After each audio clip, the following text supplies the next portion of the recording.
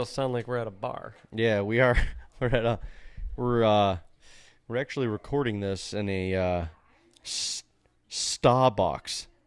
Down on Broadway. All right, TAGNBRAG Nation and Goose Chasers, what is up? Happy Wednesday. We are back with another episode of Goose Chasing, brought to you by TAGNBRAG Productions and TAGNBRAG Apparel. Get your finest apparel and join the Make Hunt Camps Great Again movement over at tagnbrag.co. Dino, we got the 80th episode of Goose Chasing. For those of you who have listened to every one, thank you. For those of you who are just listening for the first time, thank you. For those of you who might not ever listen again, thank you. Episode 80. We are mid-February, actually end of February, going on March. And we got some cool things coming up. I'm headed to Kansas literally tomorrow or today if you're listening to this on Wednesday for a little couple-day shed hunt. We got turkey season coming up. We got land management projects coming up. So it's like we're kind of in that buffer period of the end of one season to the next. Kind of a little couple weeks off, and we're getting back in after it here now soon. Say hi. Hi. Hey. We're live. This is Nicolette, and that's Dean's daughter, everyone. There's a camera. Don't be sorry. Yeah, you can join in if you want. If you got anything to say. Which I know you do. Well,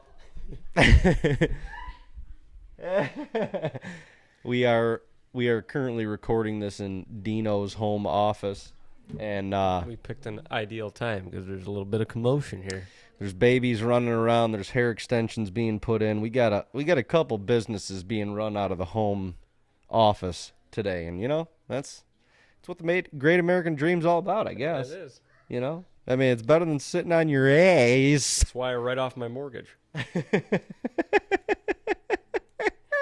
Just kidding. They just took property taxes away in Florida. DeSantis, yeah. Well, He's bring cutting it them. up here because mine have doubled the last 3 years in a row. You know what he I don't said? even know how that's possible. You know what he said? Biden. He's like, enough with paying the government rent on something that you already own. Thank the Lord. Hey, logic. Never made a lick of sense to me. Like, let's buy something, pay sales tax on it. Then I sell it. You got to pay tax You again. got to pay tax on the income from it, which makes no sense. No. And then you get taxed along the way. It's just, yeah. You get taxed on what you buy. You get taxed on what you sell. You get taxed in That's the what middle. that's what they're uncovering right now. All this money that they owe us back. What's going to happen? Are we going to get rebates? We better. Is it going to be the Great American Rebate? I think it's hilarious that we actually have people that are like, oh my God, they're scrubbing the financials of the country. Like, Elon is not worthy. He wasn't elected. Well, guess what? he's doing good. There was He's a lot of doing people good that things for the country. He's going to try to put money back in your pockets. And if you want to cry about it, go to friggin' that you're just France. looking for something to cry about. Yeah. Don't worry, be happy. Don't worry, be happy. But yeah, now. this is that in between time that like I'm getting antsy because I love. Dude, I'm can't. ready to roll with some property stuff. I'm ready to take some walks. It's just weird, not like towards the end of the season for us. You got the last, pretty much all of January in Ohio, where it's like our schedule is getting up early, getting shit done throughout the day, and then, well, for the last 11 years, I've had a tag in my pocket, so it's like you're going to find a tree in the afternoon. And But you don't have a lot of daylight hours because it's yeah, exactly. It just gets light or dark so early.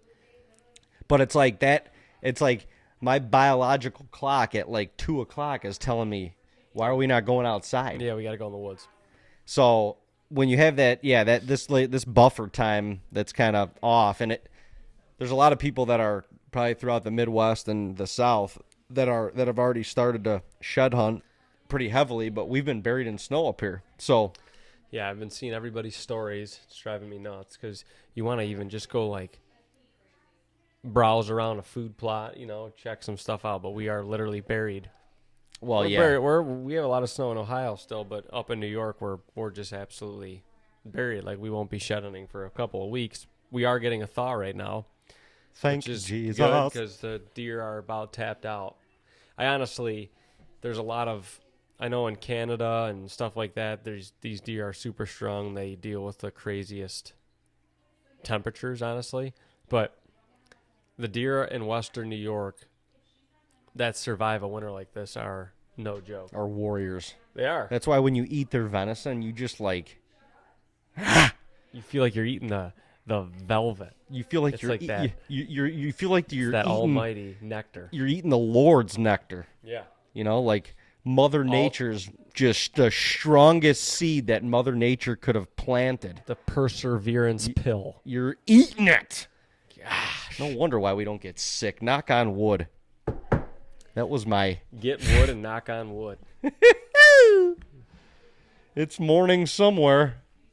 Plant yourself a teepee. So, I was just browsing around on the interwebs. Yeah, we didn't really have a topic to talk about today because of the buffer zone. The buffer zone. Period. So, we have this little article that's like 15 or so, and we might have some of our own, but 15 or so of the... What do you call them? The most annoying deer hunting sayings. Oh, I already got 3 of them in my head. Or maybe they're not even annoying. They're just sayings, and you can tell me if you think they're annoying or not. Okay. I'm going to maybe scatter around this a little bit, but here's number 1. Scatter around. Is this the number 1? I don't think they're ranked. I just think Okay. They're numbered. Okay. Let's talk about it. Number 1 is, if I don't kill that buck... My neighbor will. Then somebody else will. Oh, boy. What a saying. You know what Bomar says? Bet on the deer. Yeah. That's what he says. I mean... We've talked about this before. I mean, it's pretty much everybody's logic, especially in a state like... New York. Yeah, where pressure's high. 2 buck tags. And everyone's like, every 2-year-old around every bush is getting whacked in gun season. Which, I mean... A lot of them do, but you gotta be the change in this world that you want to see. Well, if that's what you want. Yeah, in my opinion, you've got to hold yourself to your own standards. Yes. If you're going to hold yourself to somebody else's standards and make that an excuse on why you should shoot a deer, just say that was a deer that you wanted to shoot. Own it. Own it. Yeah. Grab the cojones and be like, that 2.5-year-old 8-point is going to nectar me. Is going to fill me with the freaking Lord's juices. But saying that you're like only shooting it because you think it's gonna get shot doesn't make sense. Because if you're trying to like let those type of deer go, well, they're definitely not gonna. Even if that one gets tagged, assuming everyone's hunting legally, that person's tag is filled. Right. So it's there's one less tag there's not just again. one 2-year-old running around. Like, so now you might. That specific one might be gone, but another one could, hypothetically, another one is saved. Well, yeah, and I mean, if you're saying that, quite honestly, you have 0, and there's nothing wrong with it, but you're not a land manager. You're not a wildlife manager. You're not like, if you're going to make the excuse that, this is an insubordinate buck based on my standards, but I'm going to shoot him because the neighbor will. Well, I mean, you don't have the discipline. No. And there's nothing wrong with shooting that deer. No, but that's that what is I'm the saying. dumbest Don't excuse shoot ever. it if you don't shoot because you think someone else will. Shoot it because You want to. You want to, yeah. Let it rip. I mean, Let it rip, and I'm Freaking all for letting it crazy. rip. Well, we've had, don't get me wrong, there's been plenty of instances where we let a buck go and he gets shot. Like, it happens all the time. But there's also been a bunch that walk by us. We literally say on camera, like, that deer's going to get shot. He's going to get shot, but we don't shoot him, and they live. Yeah, we got there's a couple that happened to this year. Shit, So- Nipsey was a prime example. Yeah. Passed that deer up You bet on multiple him? times. Like Bomar says, you Josh bet on him? Bomar says, bet on the deer. And I don't disagree with him. No, I don't disagree with him either.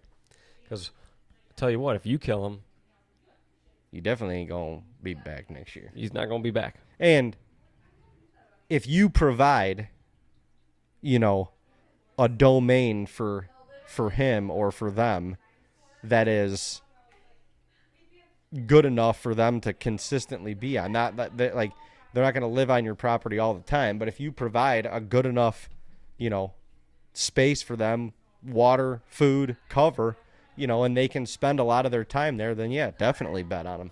Roll that dice. Roll that dice. So going off of that, here's another saying. Can't wait. That'd be a great bow buck. Oh my God, dude. What a load of shit that is. Like, What a load of shit that is. yeah, I've never thought that way. I mean, if I am going after a buck, like, you're Going, yeah, you're gonna It's- kill him regardless. I'm gonna yeah, exactly. It doesn't matter to me. Yeah, yeah, and I am one to carry my bow more than I do with a gun, but I can say this firsthand. Like, as soon as rifle season comes around, you're grabbing that rifle, and there's no qualms. hunting season. There's no qualms about it. It's I'm a hunting. hunter. Period. Like, I think it was Levi Morgan was on a podcast, and I know the dude's he's a bow hunter, like he's a bow shooter, Yeah, but he was really dogging on gun hunting. Like, he was basically like, it's so easy, and I'm like, nah, no, it's not. Maybe Well- in well, dude, you're Areas- Levi Morgan. Like, come on, man. Yeah, I don't know, but- I don't know. That's kind of a ignorant. That's kind of an ignorant thing to say, in my opinion. it is because that makes me feel like he's just thinking it's literally a trigger pull and like they're guaranteed dead. That's not the case. No, ask us how we know. Ask us how we know. Watch our December hunts. But watch anybody's hunts. That doesn't mean just because they come into a field or they're in range with a gun doesn't mean they're dead. Right. I mean, the one hunt that comes to mind is Dave and Jeff Lindsay, that Goliath, that Yeah. buck Goliath, that Yeah. absolute giant. Yeah. Like, that deer waltzes into that. I think it was either a cut corn or bean field, whatever, and he's 100 whatever yards away with a muzzleloader, like wide open, made to order. He didn't die that day, No. and they're professionals. So that'd be a great bow buck. That's funny. That is a funny one. It's like saying that is the same thing, and I've heard this, producing outdoor TV for other people and just being like ingrained in the industry, a camera deer. That's a good camera deer. What the? Hell does that even Excuse mean? my French, but what the fuck does that mean? Yeah. That's a good camera deer. That's why you're shooting the deer now for TV. You don't give a shit about the deer that much that you're just gonna. Yeah. I need the views. Sorry. Yeah. Good luck with that. Good luck with that. You're selling yourself short already too, because you're making an excuse to shoot a lesser deer than you would have already shot for the camera. God's watching. He doesn't like that stuff. Well, here's another one. The saying is shucks. That's just a cull buck. Oh my God. Cull bucks are awesome. They Cull- are. Now, don't get me wrong. There's definitely bucks that have poor genetics, and they could be 5-6 years old, and they don't have a lot of inches, I should say. Yeah. Um, I mean, To me, that doesn't make them.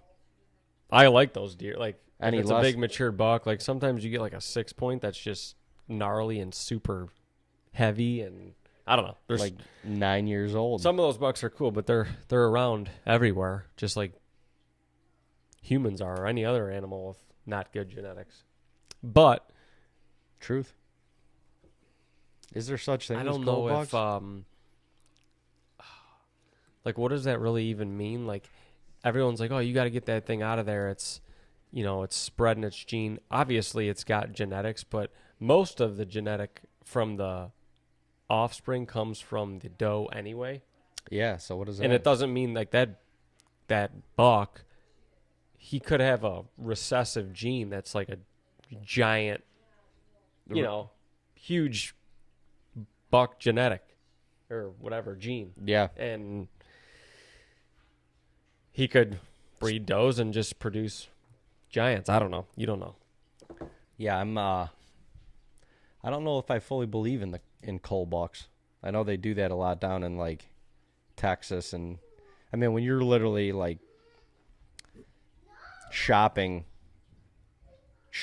bucks, I guess, and you kind of have to create a standard because there's a dollar sign next to that specific deer. I guess I get it. Maybe in like a farm preserve scenario, I guess that would make sense. But I mean, if I shoot a 5 or 6 year old deer, God bless it America. doesn't matter what state I'm in, where I'm hunting, or anything, or really what his rack looks like. Yeah. But if that deer is 5 or 6 years old, it is awesome. a different animal.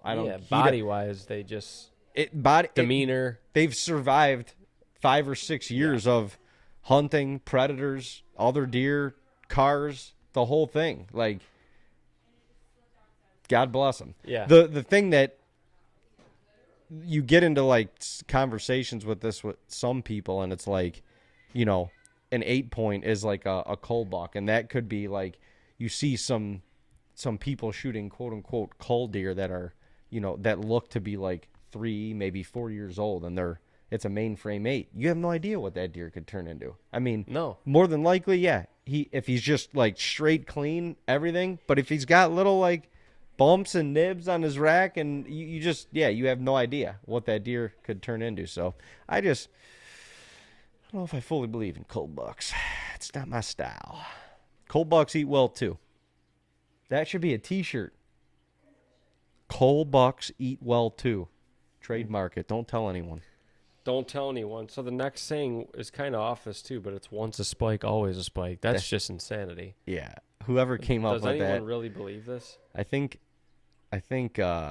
George Washington came up with that one. That's so old.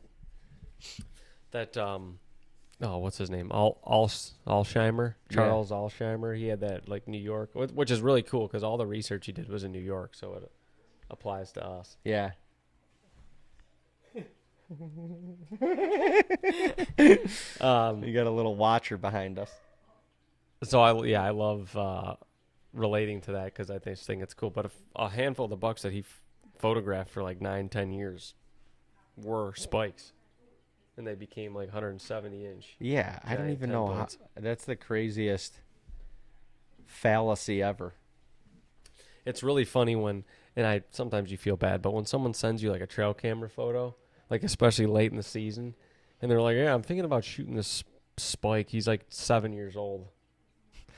And you're just like, Not saying there can't be a 7-year-old spike, but sometimes you look at him and you're like, that's definitely a yearling buck. He's just puffed up right now because it's 7 degrees. and he's standing next to a button buck. Yeah, So he looks like he's 37. We do have a plaque in Camp Cutlet. The Spike Master, I think it was early 90s, 1994, Spike Master. It was Dad. Dad got a plaque for being the Spike Master. He must have shot a spike or two like that year. three in a row for 3 years in a row. Yeah. But that was all that there was up there at the time. So I guess, in theory, at the time, once a spike, always a spike. All right, what else you got? So this one's not necessarily like a saying, but it's just I'm not seeing any deer. It's the October lull. Yeah, I don't believe Does in that exist? Is I guess the topic. The answer is no. I don't believe that exists at all. It's It- not like there's no like these bucks don't lay for like a week to 10 days to No, 2 they're week just- period of time. They're just their core is smaller than I think, and I think they're essentially like in their little core domain during that time. They're kind of making it known that Sure. that's theirs. But you also have to understand during that time, there is so much change happening food wise. True. Like, acorn crop is probably the Falling. biggest thing. Yep. Like, they're going to switch. They're just not, they might They're not not be gonna- exactly where you've watched them for August and September. Right. And when they get In into the those rut, yeah. when they get into those acorns, unless you're in them too, they don't really won't have to they don't have to go that far. No. And at that time they are at the end of literally packing on the pounds for what is to come for the next month and a half. Yep. So, Notice this very big in Ohio this year because we had a huge acorn crop, and we were not seeing many deer at all, at least on trail camera in October, and just observing from a couple timber woods sits, and you just see deer off in the woods with their head down, like they move 10 yards in 30 minutes, yeah. just They vacuuming almost it. don't pick up their head. And you don't get them on camera. You could have a corn pile out and you won't get them on camera. Right. Right. No. They're just hanging out back in the woods, and they might be close to you. You're just not seeing them on trail camera, but they're not. Yeah, like you said, they're not just laying up for No. 2 weeks in October. no, bucks don't. They're they just don't, adjusting, and most of the time, people don't adjust their trail cameras. You know, they just don't. Well, that's a huge point right there. If you're basing it off of the trail camera movement, like that end of September to early October time period, you better be adjusting your trail cameras because otherwise you likely aren't going to be seeing many deer. If you've got them on the same food sources that you had them on for that like end of summer bachelor group time period, you're not going to see them anymore. You're just not. And that's typically the time where we will start transitioning the cameras to like primary scrapes that we've seen the year before that we know have been there for years on end, because even if we don't start getting a ton of activity on them right away when we move them in that early October period, we know we're a week or two away. And for us, like, those trail cameras are valuable to tell us when that specific deer is going to start hitting that scrape. That's probably one of the reasons that you killed Freddie this year, is because as soon as he started to move in, as soon as he shifted his core like literally the end of the first week or early second week of October, we started getting him on camera on a couple scrapes, and it was insane for the next 2 weeks watching that deer's activity progress on those same scrapes and get closer and closer to daylight until it was end of October. Now he's in the food plots, during daylight hours, and November 2nd, you kill him. It's like that was, I don't know, that deer to me was so eye-opening because you literally watched via trail camera his transition from early October through the month of October until, he was maybe a doe or two into his breeding cycle, and he was on the hunt for the next one, and you killed him. Was in his path, intercepted him. Intercepted him like Deion Sanders.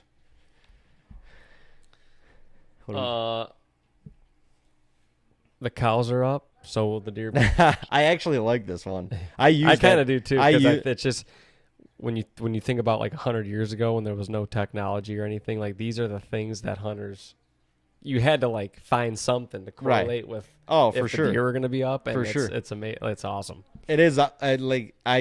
I'll never forget, like, Kansas this year. There was a couple hunts like late October. We're driving to the stand.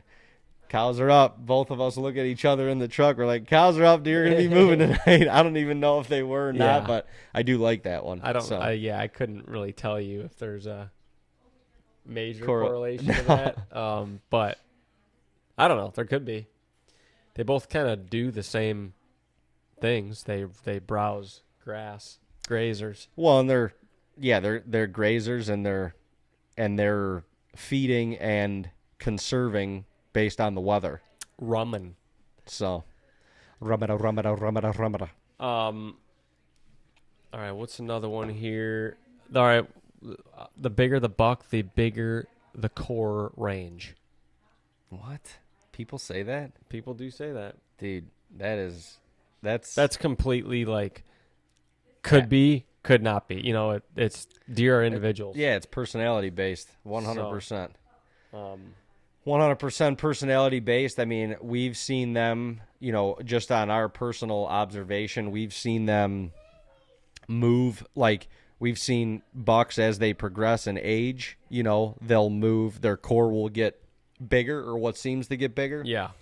We've seen other times where it's like that 2 to 3 year old age period, the core is huge. It seems like it's widespread, especially once the rut comes along, and then they kind of get over the hump to that 4, 5, 6 year old period, and now all of a sudden you see more and more of them, like their core is shrinking again, almost as if like they know that there's no other competition that's gonna boot them out of that area. I will rule this roost. Right. And I think honestly, if there's any consistency, it's probably opposite of that.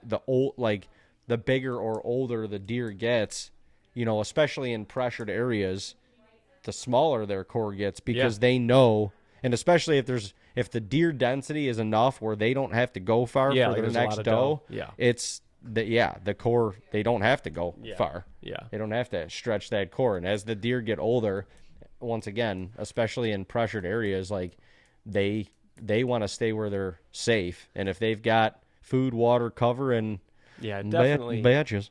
Definitely depends on the area, because you go out to a place like North Dakota where the deer density is low, like those big bucks could travel 10 miles. Absolutely. They will. We've seen them do it, but they have to. We've seen them travel the deer are different out there than they are. Yeah, in big woods, big terrain, I should say, like New York. You could hold a buck in a couple hundred acres just because there's so much diversity and deer density in that area. Like, it takes them all that time to go through that. Right. The bigger the rub, the bigger the buck.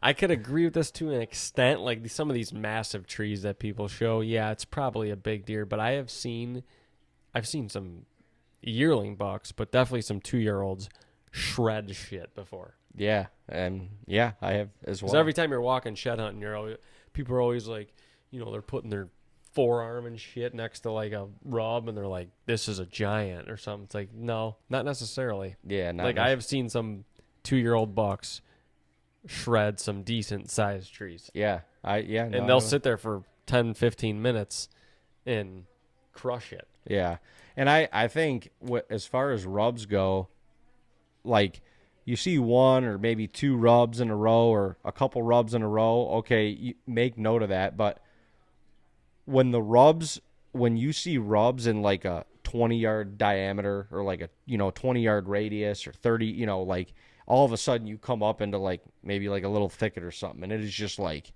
everywhere you're looking is rubs. Now mark that on your OnX. The other one, maybe That's not so much. It doesn't, but yeah, even if they're on smaller trees, and I've seen this a lot with, like, as the deer get older and progress in age, they'll get up out of bed and they'll stay within that 30, 40, 50-yard area of their bedroom for a long, long time. Yeah. And a lot of times they're making rubs and shredding trees and strengthening their neck and just making sure that the next buck that comes through here knows, like, you can come through here, but better keep on moving. Better keep on going. How do you get the mainsail up? Rub it. There you go. All right, well, let's do one more. This is my favorite one. Oh, God. But then if you think of any other ones, we can. But this one is moon phase affects deer movement. I mean,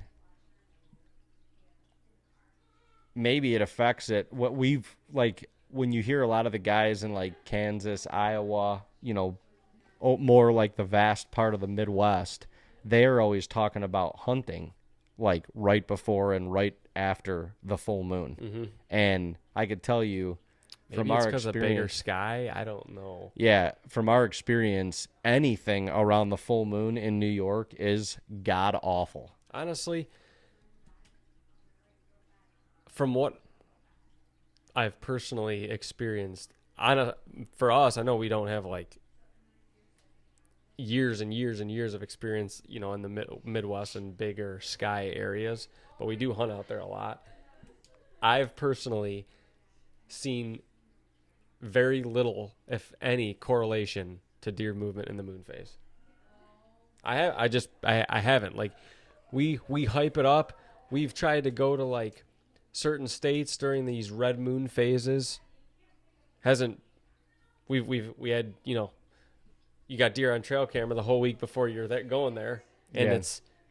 it's maybe you call it, maybe it's the same when you get there. It's not like anything's crazy is changing. There's too, in my opinion, there's too many other factors. Yes. I mean, obviously the weather's a factor, human pressure's a factor, this phase of the rut is a factor, temperature, like there's so many other factors. But like you said, you could have deer on trail camera all the week before. You go in there and maybe your access is alerting, Yeah. that specific deer or the deer period, and now all of a sudden you don't see deer. Well, like that wasn't the moon phase that turned them off or turned them on. Like it was you. Yeah. It was you. Like, and so, yeah, I don't know. I know. Yeah, your opinion on this is I pay attention to it all the time, and again, maybe it's just the areas we hunt, but I've never. There's not. If anything, there's been coincidences, but Right. there's never been. I've never, like, year in and year out been like, yeah, I can consistently say that the 3 days before a full moon or during the full moon, or it's just funny because you hear some guys say like it's got to be before the full moon. You hear Mark Drury talk, and he's all about the full moon. Yeah. What the only thing I could say is, looking back on it, during a full moon, I feel like the nighttime movement, like during the dark, so this doesn't even have anything to do with hunting, we don't see a lot of it during a full moon. Like if it's On bright trail out, camera, I feel like they're laying up or whatever during Or the they're night. just in the fields. Yeah, or they're something. browsing. They're just laying where they're eating or something.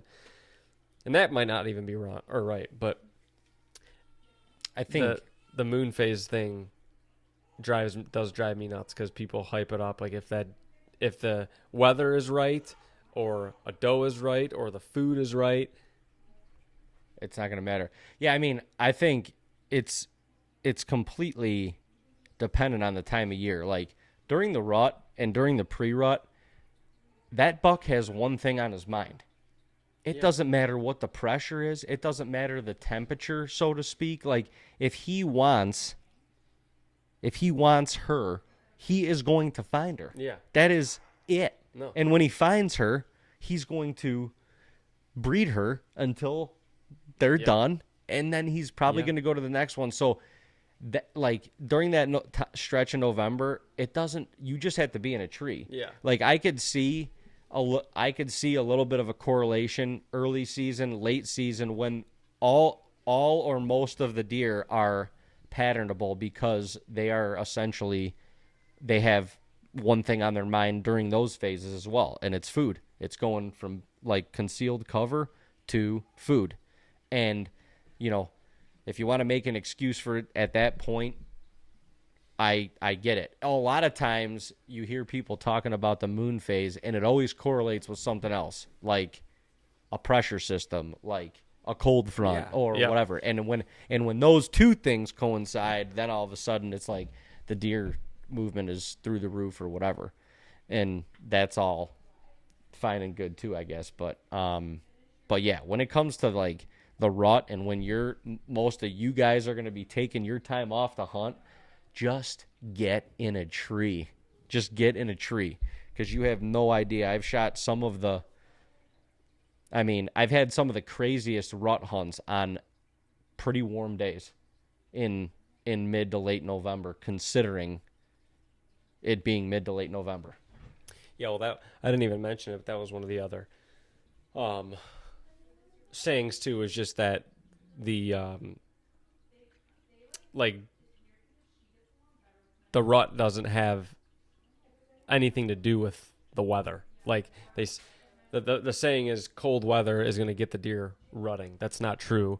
That gets deer up on their feet and moving, which makes bucks cruise around, Right. which makes you feel like they're rutting. But in terms of the doe's cycle, the temperature has nothing to do with it. Right. They're cycling regardless. They're 80 degrees or 20 degrees. If they're- that's the time they're they're- cycling, that's yeah. the time they're cycling. Yeah, you may see far less of them when it's super warm out because the does are hunkered down in the thickets, and naturally that's where the movement is subdued, but the rut is still happening. Yeah. But going off this article, and I've already read plenty others because the moon phase topic always grinds my gears. But there are numerous studies, many studies on this that show that there is no correlation between moon phase, any lunar activity, and deer movement or anything like that. Yeah. And I don't know that there's any that show the opposite. And if you I've the last 10, 15 years been a huge follower of Grant Woods. He will actually tell you the same thing. That there's no correlation. There's no correlation. I You believe- want there to be? We as hunters, especially old school hunters, you want there to be. Well, you're trying to find any sort of optimism to think that this day that you're going into the Yeah. woods is the day. Yeah. You know? And that's cool. I do the same, I utilize the same thing to get, whatever. It's a long season, and we have the fortune to hunt for a long time. What'd you say? Sprinkles. The baby wants sprinkles.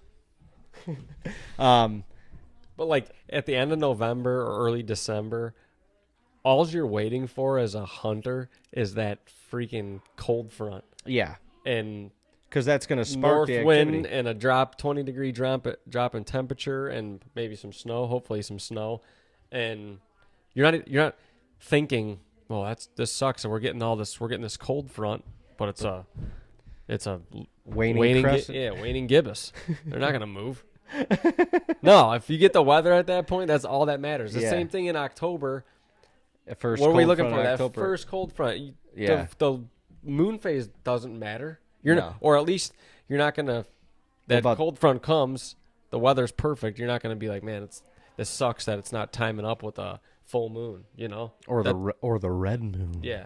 And the red moon, I mean, that's to me, that's a marketing ploy. There's a lot of people with the red moon app. Where did that come from? Why is it red?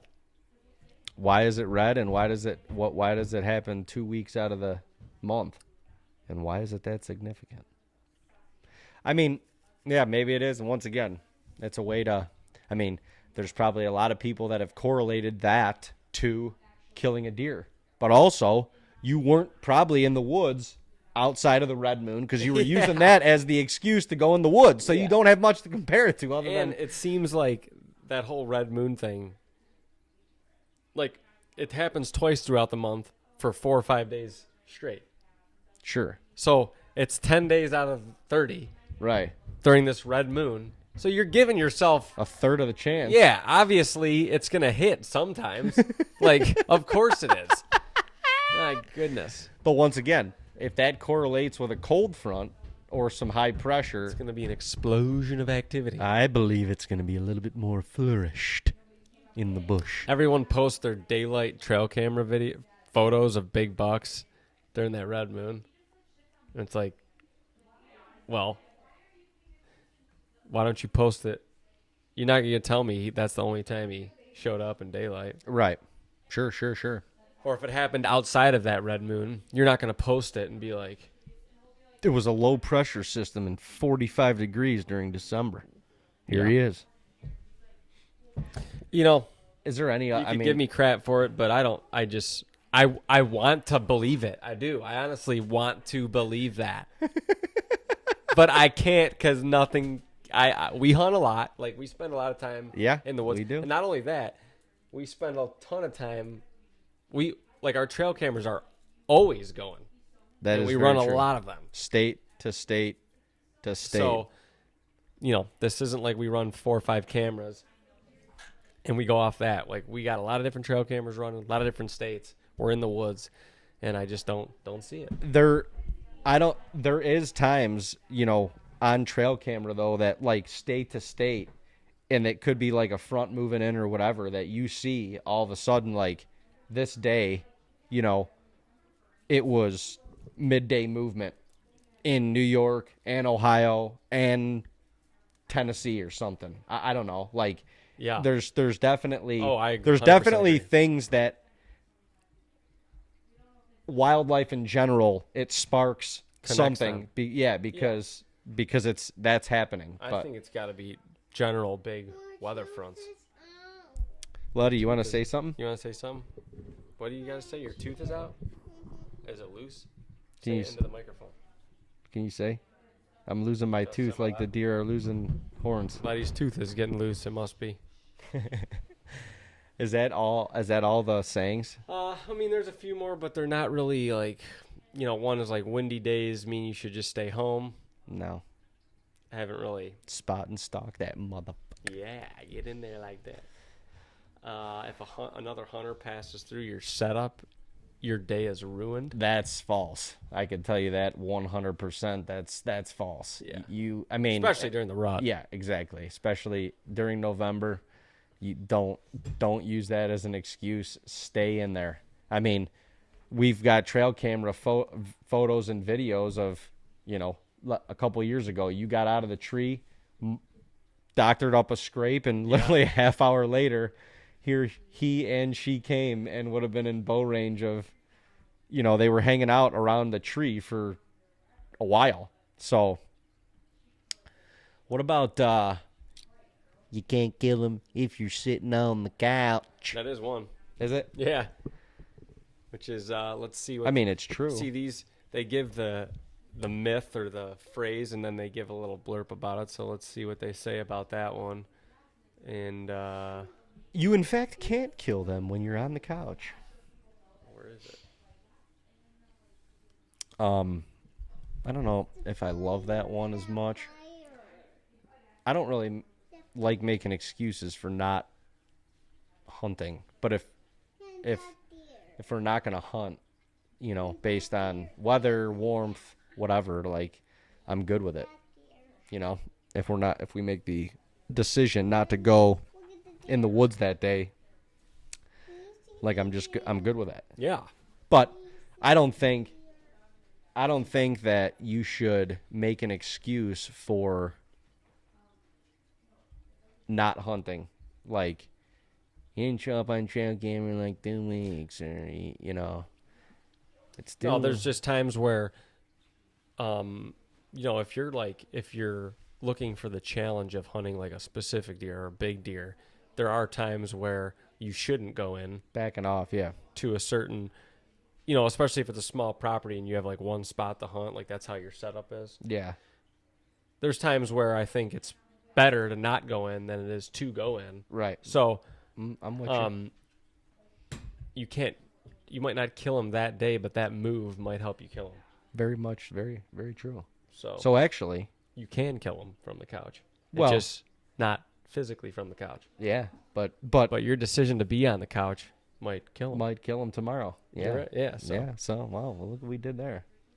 How about And that is so hard to do because the season goes so fast. But there are times where, like, again, this is if you've honed in on a certain area? yeah, and you have time like to hunt, like it's your home state. You live around the area you hunt. Like you have And you're targeting like one specific deer. yeah, you have time to be patient. Like that's this style of hunting. If you're just hunting, putting meat in the freezer, and it's no trail cameras out, you're just going to enjoy the God's creation in the woods, then get Go out get there. after him.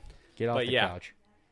There's definitely times where overdoing it can hurt you, and then as you get later in the season, you're going to get more and more frustrated because you're going to see less and less deer. Yeah. You're going to be like, "What? Where are all the deer going?" Well, it's because you've been in there a lot. Yeah.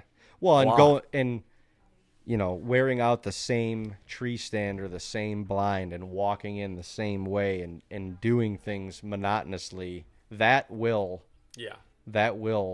And alert deer. I mean, and most of the time, it's not being in there that's hurting you. It's getting in entry out. and exit. Yep. Because you're either going in the dark when deer are up on their feet. Yep. And as much as people think like, oh, I just get in there in the complete darkness. The deer can see you. They can see in the dark. Right. Well, They see differently in the dark, but we can't see in the dark. They can see us. They can see you walking in the dark. So that's not like that's when the deer are up on their feet. So like, and this is, I guess, another big topic, but I am like really, again, this is for specific deer. Oh my gosh. Letty's pulling up shop to the podcast. Oh my gosh. There's yeah, I think morning hunts are really tough. Yeah. Like from Especially last if you're couple going days, into a- last couple days in October through first 3 weeks in November. But I think if you're doing that and throughout October, Yeah, you're gonna ruin your.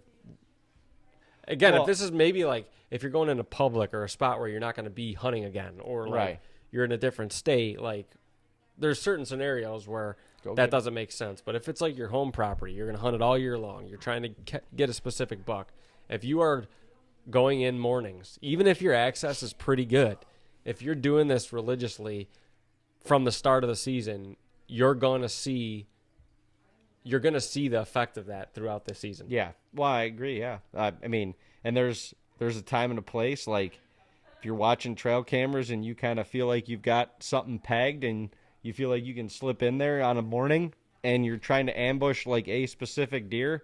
If you're getting them on camera at like 9 a.m., Right. get in there. Get in there. If you're getting him on camera at daybreak, don't go in there. Yeah. Don't You go in can't there. do it because you're gonna because he's not in front of your camera or passing by, like he's in the area when you're walking in. Yeah. Somewhere close. Right. And it could be you alerting him. It could be other deer that you alerted that alert him. And Yeah. I mean, You pressure a he's- few deer. if he's got any age on him, he's keen to his surroundings. He's going to be smart. It does not take many times. It doesn't take only a couple times of doing that, and you will not see him hunting. Right. Yeah. Or you can kiss your chance of killing him goodbye. Sure. What about that's bow hunting? Just you shoot Well- a deer, or you miss, or any mishap that happens, you get the Well, that's bow hunting. that's bow hunting So you hate to see the, it. the saying. Honestly, the saying to me is true. Unfortunately, it is. I mean, it's true. That is bow hunting. Yeah. You just hate to hear it because it's the reality of the situation, but that's never going to change. Like there's part of the reason why we love doing it, and it's an addicting activity. It's an addicting passion. Lifestyle Is because the highs are so high and the lows make you want to come back. The lows, you learn so much from them. You want to improve, and you want to get a second chance, and Very true. it's just Very true. keeps you coming back. But yeah, unfortunately, like if you bow hunt a lot, it's not going to be a 10 ring perfect shot every time. They Yeah. come down the trail that you visualize them coming down. They stop at 20 yards. Everything's perfect. They don't detect you. They don't smell you. Like that doesn't happen. You watch them go down. You watch and them go down. You get to take pictures for the gram, and it's all good. Doesn't happen because there's so many variables out of your control, and that is why hunting is so awesome. Well, yeah, I mean, you can practice all you want with archery equipment or with your firearm, and nothing, and I mean nothing, will mimic your opportunity. No. It will not mimic your opportunity. Hunts are like snowflakes. They're always and there's that's no why two the same. And that's why people always talk about like buck fever or keeping yourself in check in that moment. And the only way that you can get better at doing that is putting yourself in more of those situations. Yeah. That's why all these, you got young hunters now that are giving themselves like a standard based on what they see, on social media or YouTube or outdoor TV or whatever. And man, if you're a new hunter and you've never killed a deer with a bow before, go shoot one. Yeah, like go shoot one. the first 4-point that walks by. Yeah. Like get that feeling of that. It doesn't matter. It could be a doe, it could be a spike 4-point, it could be a 140-inch deer. Like in your beginning years, even still for me, like when I know that I'm locked in and I'm gonna shoot something, there's a different energy throughout your body. Oh my gosh. And so We've said it. It could be with a groundhog.